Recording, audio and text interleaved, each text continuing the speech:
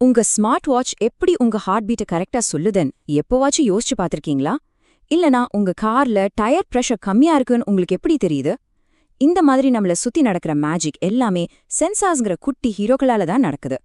இன்னைக்கு ஒரு சென்சாரோட சிக்னல் ஒரு சின்ன கிசுகிசுப்பிலிருந்து ஒரு நம்பரா மாறுற அந்த ரகசிய பயணத்தை தான் நாம பார்க்க போறோம். கொஞ்சம் யோசிச்சு பாருங்க, நம்ம கண்ணுக்கு தெரியாத அழுத்தம், வெப்பநிலை மாதிரி விஷயங்களை ஒரு மெஷின் எப்படி இவ்ளோ துல்லியமா அளக்குது? இந்த கேள்விக்கு தான் நம்ம இன்னைக்கு விடை தேட போறோம். சரி, நம்மளோட இலக்கு இதுதான். ஒரு தண்ணீர் சுத்திகரிப்பு நிலையத்துல இருக்கிற பைப்ல தண்ணியோட அழுத்தத்தை அளக்க ஒரு சிஸ்டம் உருவாக்கணும். இதுதான் நமக்கான சவால். வாங்க, நம்ம சிக்னலோட பயணத்துல முதல் ஸ்டேஜுக்கு போலாம். இங்கதான் நம்ம ஹீரோ, அதாவது சென்சார், என்ட்ரி ஆகுது. ஆனா அவர்கிட்ட ஒரு பெரிய பிரச்சனை இருக்கு. அந்த பிரச்சனை என்னன்னா, நம்ம சென்சார் ரொம்ப மெதுவா பேசுற ஒரு ஆள் மாதிரி, ஒரு கிசுகிசுப்பு மாதிரி தான் அதோட சிக்னல் இருக்கும். ரொம்ப பலவீனமா இருக்கிறதால அதை நாம அப்படியே நேரடியா பயன்படுத்த முடியாது. எந்த ஒரு எலக்ட்ரானிக் பொருள் வேலை செய்யணும்னாலும் பவர் வேணும் இல்லையா? அதே மாதிரி தான் நம்ம சென்சாருக்கும். அதை வேலை செய்ய வைக்க நாம 5 வோல்ட் பவர் கொடுக்கறோம். இதுதான் இந்த முழு சிஸ்டத்துக்கும் எனர்ஜி சோர்ஸ். இதுதான் அந்த சென்சாரோட சென்சிட்டிவிட்டி.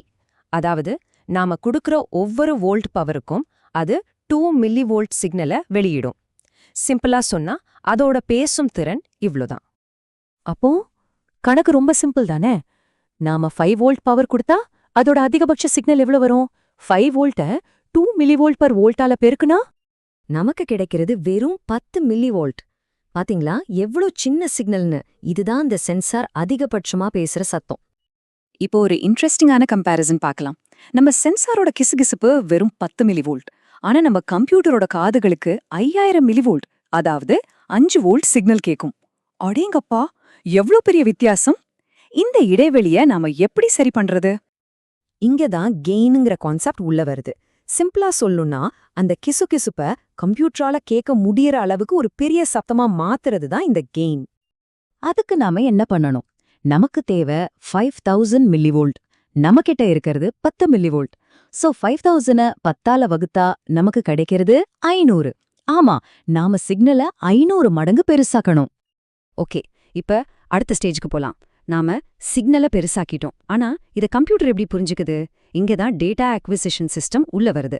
இத கம்ப்யூட்டரோட கார்டு, மூளைன்னு கூட சொல்லலாம். இப்போ ரெசல்யூஷன்ங்கிற ஒரு விஷயத்த டிஜிட்டல் ஸ்கேல்ங்கிற ஒரு உதாரணத்தோட பார்க்கலாம். அடுத்த முக்கியமான கேள்வி இதுதான். சிக்னலை பெருசு பண்ணிட்டோம். ஆனா ரொம்ப சின்னதா 1 கிலோ பாஸ்கல் அழுத்தம் மாறினா கூட நம்ம சிஸ்டத்தால அதை கண்டுபிடிக்க முடியுமா? நம்ம டிஜிட்டல் ஸ்கேல் அந்த அளவுக்கு ஷார்ப்பா இருக்கா?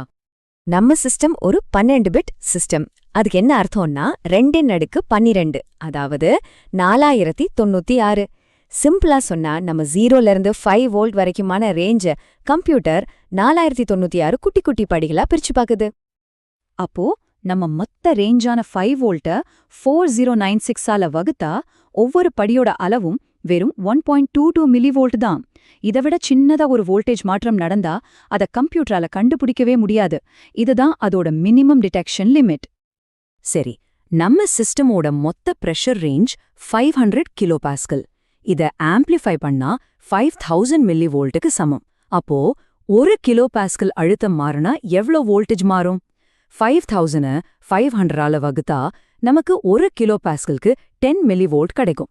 சோ 1 கிலோ பாஸ்கல் மாற்றம் நமக்கு 10 மில்லி வோல்ட் சிக்னல் சேஞ்ச் கொடுக்கும்.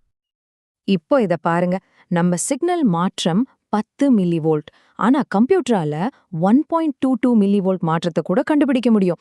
அப்போ என்ன அர்த்தம்? நம்ம சிஸ்டம் ரொம்பவே துல்லியமானது. சூப்பர், நம்ம ஜெயிச்சிட்டோம். சரி, இப்போ கடைசி சவாலுக்கு வருவோம். நிஜ உலகத்துல எப்போதுமே சில தொந்தரவுகள் இருக்கும். அத நாம ரிங்காரமிடும் ஈன்னு சொல்லலாம், அதாவது நாய்ஸ். ஒரு ஃபேக்டரி மாதிரி இடத்துல சுத்தி இருக்கிற மெஷின்கள்னால எலக்ட்ரிக்கல் நாய்ஸ் வர்றது சகஜம். நம்ம சிஸ்டத்துல கிட்டத்தட்ட +2 மில்லி வோல்ட் நாய்ஸ் தொடர்ந்து வந்துட்டே இருக்கு. இதுதான் அந்த எரிச்சல் ஊட்டுற ஈ. இதை இப்படி புரிஞ்சுக்கலாம். நாம அளக்க வேண்டிய சின்ன சிக்னல் மாற்றம் 10 மில்லி வோல்ட். ஆனா இந்த நாய்ஸ், அதாவது அந்த ஈ 2 மில்லி வோல்ட் சத்தத்தோட வந்து தொந்தரவு பண்ணுது. ஆனா பாருங்க, நம்ம சிக்னல் நாய்ஸை விட 5 மடங்கு ஸ்ட்ராங்கா இருக்கு. அப்போ இதோட முடிவு என்ன? நம்ம சிக்னல் நாய்ஸை விட ரொம்ப ஸ்ட்ராங்கா இருக்கிறதால நம்மளால சிக்னலை தெளிவா படிக்க முடியும். ஆனா அந்த சின்ன நாய்ஸ் காரணமா நம்ம ரீடிங்ல ஒரு சின்ன தப்பு வர வாய்ப்பு இருக்கு. சிஸ்டம் நின்னு போகாது, ஆனா துல்லியம் கொஞ்சம் கம்மியாகும். ஓகே, இப்போ நாம பார்த்த எல்லாத்தையும் ஒன்னா சேர்த்து இந்த சிக்னலோட முழு பயணத்தையும் ஒரே பார்வையில பார்த்துடலாம் வாங்க. இதோ பாருங்க, இதுதான் அந்த முழு பயணம். 1 அழுத்தம்ங்கிற ஒரு ஃபோர்ஸ் வருது.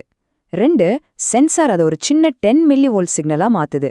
3 அந்த சிக்னல் ரொம்ப வீக்கா இருக்கிறதால ஆம்ப்ளிஃபயர் அது 500 மடங்கு பெருசாக்கி 5 வோல்ட்டா மாத்துது.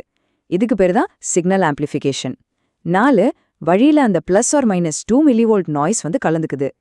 5 கடைசியா கம்ப்யூட்டர் அந்த வோல்டேஜை படிச்சு அதோட துல்லியமான ரெசல்யூஷனை வச்சு நமக்கு அழுத்தத்தை ஒரு நம்பரா காட்டுது. ஆக இந்த முழு ப்ராசஸுமே சிக்னலை பெருசாக்குறது, அது துல்லியமா அளக்கிறது, அப்புறம் நாய்ஸை சமாளிக்கிறதுங்கிற 3 விஷயத்தை பத்தி தான். கடைசியா உங்களுக்கு ஒரு கேள்வி. நீங்க டெய்லி யூஸ் பண்ற மொபைல் ஃபோன் சிக்னல், ஜிபிஎஸ், ஏன் உங்க ப்ளூடூத் ஹெட்செட்ல கூட இந்த மாதிரி கண்ணுக்கு தெரியாத எந்த நாய்ஸ் அதோட வேலைய பாதிக்கலான்னு நினைக்கிறீங்களே? கொஞ்சம் யோசிச்சு பாருங்களேன்.